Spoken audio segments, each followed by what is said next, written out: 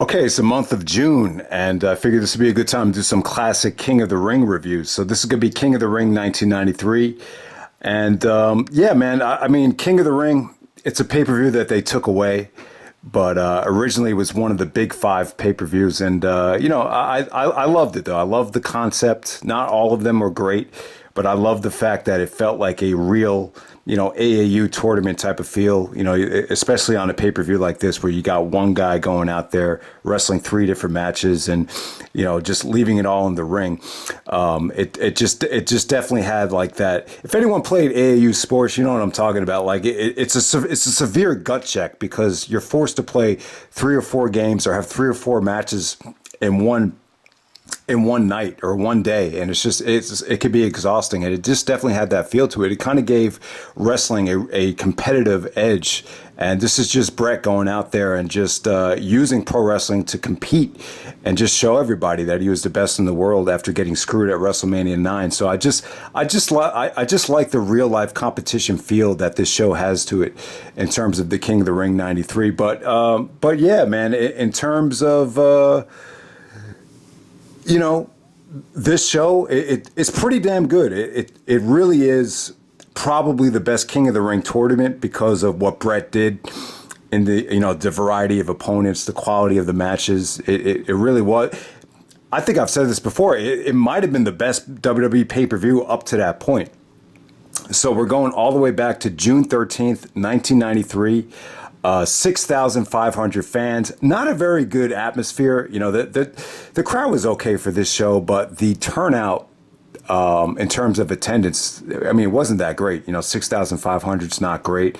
I did hear Bret talk about how Hogan was a terrible draw at the end of his run in the WWE in 1993. Buy rate did very well, though. I'm going to say the buy rate probably did well. This was actually the best King of the Ring buy rate until 1999. At that time, the pay-per-views were so special, few and far between. Maybe just a lot of the audience just thought it felt like a big deal. And maybe the concept felt very fresh. But over the years, they took King of the Ring away. I'm not exactly sure why. I think the brand extension, the brand only pay-per-views had a lot to do with it. And then at the same time, a lot of people have noticed with the pay-per-view buy rates that a lot of the tournaments don't do very well because the audience, likes to know what they're getting, especially with like a WrestleMania. They promote the death out of a one-on-one singles match. So, that probably has a lot to do with it. But as far as a personal connection to the show, I don't really have any. I mean, I remember watching WrestleMania 9 on VHS. Wasn't really too happy with the direction of the company at the time. I wish I had seen it live, but it actually coincided with Game 3 of the 1993 NBA Finals, which was a classic triple overtime game between the Chicago Bulls and the Phoenix Suns in Chicago, where, Phoenix had to win that game or else the series was over. That might have been my favorite NBA Finals game of all time. So yeah, I never thought it was a good idea for WWE to compete against the NBA. This year, it's inevitable. It's probably going to happen, but they don't compete against the Super Bowl. I think down the road, try to avoid competing against the NBA Finals.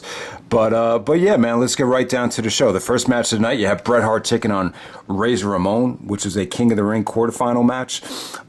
Yeah, great stuff between Bret and Razor, man. They had a match at the Rumble. I thought this was even better than the Rumble in terms of just the quality of it. More replay value, shorter, sweeter. Razor here was still a heel, still got a lot of heat. He was definitely carrying a little bit more weight here than he was at WrestleMania 10.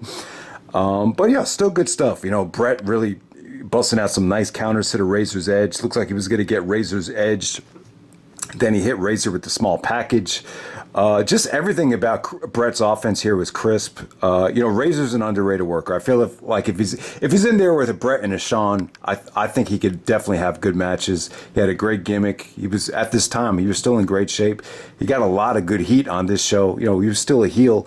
I think the fans really started gravitating towards him during the summer, though. I think by the end of the summer, he had such of a cool factor that he had to turn babyface. At this time, the crowd was still mocking him by chanting 1, 2, 3. I think the 1, 2, 3 kid upset him on Raw.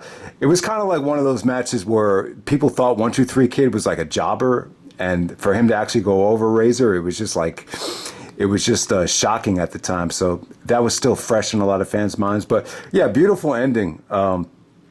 Razor was going to go for like a fall-away slam off the top rope, and then Bret countered it into a crossbody to get the pinfall. I'll tell you, the referee here, like every time his hand hit the mat, it just had a huge bang. And every time there was any offense and these guys hit the mat, it, for whatever reason, it just felt like a huge thud, and it really got the crowd into the match just by the physicality of this. But yeah, really fun match right here. Really underrated stuff.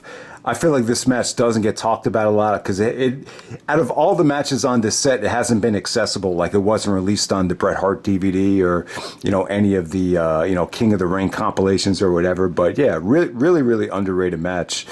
All right, so next up you have Mr. Perfect taking on Mr. Hughes with Harvey Whippleman. All right, so if you haven't seen it, Mr. Hughes at the time was feuding with The Undertaker. He's like this really heavy black guy that wears sunglasses and kind of has a kind of a buzz cut, really heavy dude. But yeah, do you remember anybody wrestling a full match with sunglasses? I don't think I've ever seen it before. But yeah, man, he was in a feud with Taker. He had stolen the urn from the Undertaker, so he hits Mr. Perfect with the urn, and it ends up being a disqualification. Perfect tried to make this thing work, but Mr. Hughes being in a feud with the Undertaker, he was definitely overprotected there. But not a bad effort from Perfect. It wasn't the worst thing in the world. Definitely not the worst thing on the show. But yeah, does anyone remember this Mr. Hughes character? Really don't have much to say about it, but just another one of these guys that they would just feed to the Undertaker. I mean, how many of these gimmicks did the Undertaker have to experiment with? I mean, it was a lot of them. All right, so next up you have Bam Bigelow taking on Hacksaw Jim Duggan, King of the Ring quarterfinal match right here. Really not bad for what it was. Duggan didn't have a lot in the tank athletically, but Bam Bam looked strong here. Ended up going over with the headbutt. Didn't go too long, but Bam Bam was able to carry Duggan, to an acceptable match. And then next up we have Lex Luger taking on Tatanka. The match went to a 15-minute time limit draw, but you know what though? I really liked it. I don't think a lot of people were happy with the no finish here. It just didn't make sense. I mean, it really. When I look back at this match, I get why it was a no finish. They're in the midst of turning Lex Luger a babyface. Tatanka's still a babyface. They didn't want either guy to get pinned by Bam Bigelow. I'm just going to assume they wanted to protect both guys, especially they're setting up for the Lex Luger face turn. So it went to a 15-minute time limit draw, and you could see signs of Luger turning face because he started chanting, "Oh, we want 5 more minutes. And then he kind of cheap shot at Tatanka with a elbow pad, and that's how the match ended. But yeah, they were out there for 15 minutes. I don't think Luger's a bad worker at all. I don't think he's, I know Benoit had that comment where he said that he was only in it for the money, but I still thought he was a good worker. I didn't think he was bad. Very athletic. I thought a guy like Flair could definitely carry Luger to a really good match. And Tatanka had some great sequences where he would do that Native American run and really get the fans into it. I thought for this time, this was definitely a solid match. Both guys wrestled a solid WWE style. Really nothing exciting, but nothing bad. And for 15 minutes, I just thought the fans were pretty much engaged. And yeah, solid match. I think a lot of people just saw the time limit draw thing as being cheap. But yeah, I mean, you could have had Bam Bam go over Tatanka. I mean, what's the big deal there? I mean, there's no reason to overprotect Tatanka. It wasn't like he was going to be, WWE champion anytime soon, even though he did steal the show at WrestleMania 9 with Shawn Michaels, which is probably the most lackluster show stealer for a WrestleMania ever. But next up, we have Bret Hart taking on Mr. Perfect. This is a King of the Ring semifinal match. Awesome match right here. I mean, it was so crisp. I mean, Bret just taking down Perfect with the headlocks. The promo before the match was a lot of fun. They even touched on the SummerSlam 1991 match. And yeah, a lot of tension there. And everything we hear was just so crisp. I mean, I don't think I've ever seen a more crisp match than this. Two great wrestlers. The counters to the small package to finish this match was just really, really well done. Bret took that nasty bump into the water cooler. Really could have, broke, kind of tore Bret Hart's knee up, but thank God he was okay. But I just thought it was cool. Some great counters to the perfect plex. Just everything about this match is just sweet. This was just wrestling perfection right here. I mean, it really was. And it's a hard match to rate because there wasn't like a lot of near falls. There wasn't any crazy near spots. But if you want to see something that's crisp, very well executed, just very well laid out, and just very competitive, this is definitely the match for you. And it aged extremely well. I mean, this is 1993, 28 years ago, and it still has a ton of replay value.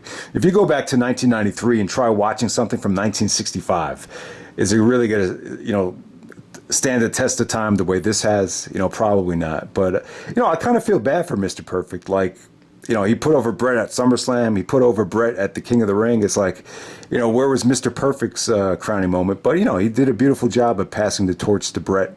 That's one of the things that Bret said in his documentary. Like, he wished he was, some of these friends were still alive and they could have beers and reminisce on some of the great matches. But the problem is, like, most of his best opponents have passed away. So that's the sad part about it. But I think it's a great match. In some ways, I think it's better than the SummerSlam 91 match. I think the SummerSlam 91 match, it's more memorable because it was at the Garden and it's SummerSlam and it's Bret's first Intercontinental Championship. But just in terms of just the way this just looked, I got to say the wrestling here was probably a little bit more on an upper tier level. All right, so next up you have Yokozuna challenging the immortal Hulk Hogan for the WWF Championship. You got Jimmy Hart in Hogan's corner. You got Mr. Fuji in Yokozuna's corner. And so this is a rematch from WrestleMania 9 where, Mr. Fuji actually challenged Hulk Hogan and put the title on the line. And Hogan beat him in like 29 seconds with the leg drop. There's a lot of controversy here. The thing that I want to touch on here with Bret is, Bret was very bitter about this whole situation. Originally the plan, according to Bret, was that they were going to have a match at SummerSlam. He said that Bret and Hogan actually filmed a promotional spot where they were doing a tug of war with the WWF title. But somehow, some way, the plans changed, and Hogan agreed to drop it to Yokozuna, and then he was going to leave the company. So I'm not sure exactly what happened there, but if you want to look to a point that started the tension, the real life tension between Bret Hart and Hulk Hogan, I guess you look to this whole situation with Yokozuna. Maybe Hogan was a little bit upset that Bret was going to main event King of the Ring. I don't know what it was, but whatever the reason was, the Hogan and Bret match never happened. And I don't know, Hogan at this time just didn't come across very likable. He actually did lose a lot of weight, but I remember Bret said in his book that, just the way he grew his hair out and the way he looked, it reminded him of a walrus. So, I don't know. Take that for what you want to take it as. But yeah, this match with Yokozuna right here, I thought it was okay. I didn't think it was bad. I thought Yoko looked in pretty good shape here. I think one of the last pay-per-views I reviewed, Survivor Series 1996, like Yoko looked so overweight. Like he looked like he didn't look healthy. But at this point, Yoko still was moving pretty good. His facial expressions were great. It wasn't like he was getting winded. So he was able to give like these evil, cynical facial expressions without, showing any type of exhaustion or fatigue. So yeah, man. But I don't know. Hogan here just wasn't very likable. Bret did mention that Hogan was drawing, like when Hogan had the belt, and going into the summer of '93, like the attendance was awful. Like it was even worse than when Bret was champion. So yeah, and just something about it. This felt more like WCW Hulk Hogan than WWF Hulk Hogan. So. I don't know what it was. In terms of the booking of this match, there was a photographer at ringside, And I don't know, he had this weird disguise on, and then, he distracted Hogan and basically shot a fireball into Hogan that enables Yokozuna to do the leg drop and new WWF champion. But yeah, something just felt like it was lacking about this match. Even when Hogan started hulking up and kicked out of the belly, he just didn't have the same spark. It wasn't like the fans were booing him here or anything like that, but you could just definitely feel like Hogan's whole act was becoming outdated. And it always seemed like Hogan dropped the belt like on these pay-per-views where it wasn't the main event. He dropped it to Undertaker at Survivor Series, wasn't the main event. And same thing happened here. So yeah, I'm trying to think. The guys that Hogan dropped the belt to was Andre, Warrior, Undertaker twice, and then you had Yokozuna here. But yeah, just a flat exit for Hogan. And so I'm glad eventually he did come back and ended his WWE tenure on better terms. But yeah, I mean, the match really did bring down the show. They tried to sell it like kids in the crowd were crying after the match was over, but that really wasn't the case. All right, so next up we have the Steiner brothers and the Smoking Guns taking on Money Inc. and the Headshrinkers. This is the 8-man tag match. Not a bad match at all. When you look at the talent in this match, got a lot of talent. I think all these teams could work. The problem is the spot just kind of came off like it was filler. It really didn't serve much of a purpose, other than there was some, showboating and arguing with the $1 Million Man, Ted DiBiase. He actually caught a small package, I believe, from Billy Gunn, actually, in this match, a much younger Billy Gunn. But yeah, Scott Steiner was athletic at the time. Rikishi in this match was, this is before he put on all that weight. So it was interesting to see these teams. I thought all these teams had really good careers. I mean, there really isn't any weak link here. It's just the actual promotion and just the spot of the match really held it back from being anything, but it was solid for what it was. Next up, you have Shawn Michaels, the Intercontinental Champion, taking on Crush. He cut a promo before the match with Diesel, finally introduces, I think this is the first time we actually told the WWE audience that his name was Diesel, and he takes on Crush. Crush is a bigger guy. He's basically wearing this cheesy early 90s attire. It's like all orange and yellow and purple. But yeah, Crush originally was in Demolition. He was like the third wheel to Demolition. So he's a big guy. He can move. Michaels did a lot of great selling for Crush here. Ultimately, there was a distraction. There was interference.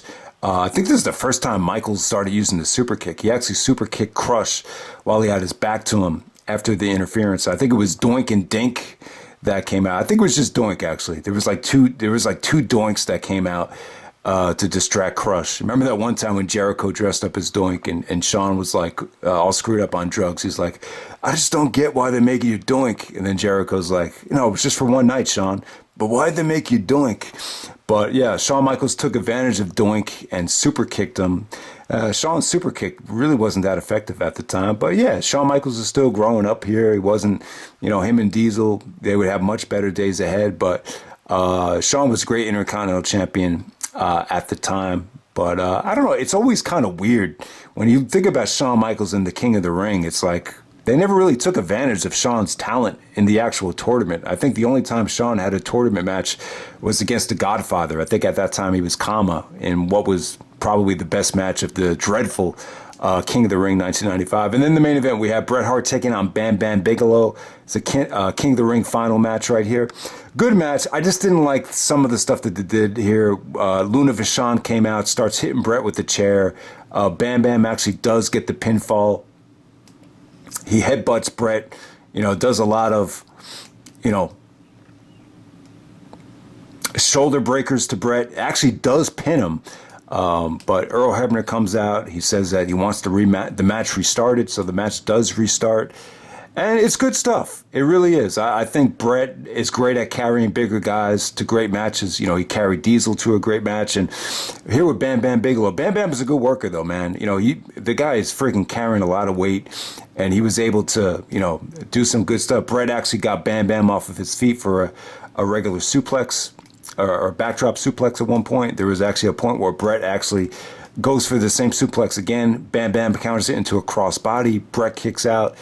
Yeah, they did some really, really good stuff here, man. And then the end of the match features Bret with his signature roll through here. So he's basically on Bam's shoulders. and then he rolls through and pins Bam Bam Bigelow to win the King of the Ring after they restarted the match. So, yeah, really good stuff here. I mean, the match had its ups and downs, but ultimately it's a serious gut check, and just it's definitely one of Bret Hart's top 10 moments of all time. Just this whole pay-per-view, just the ending there, and then there's a coronation where Bret actually puts on the crown and the the King of the Ring cape.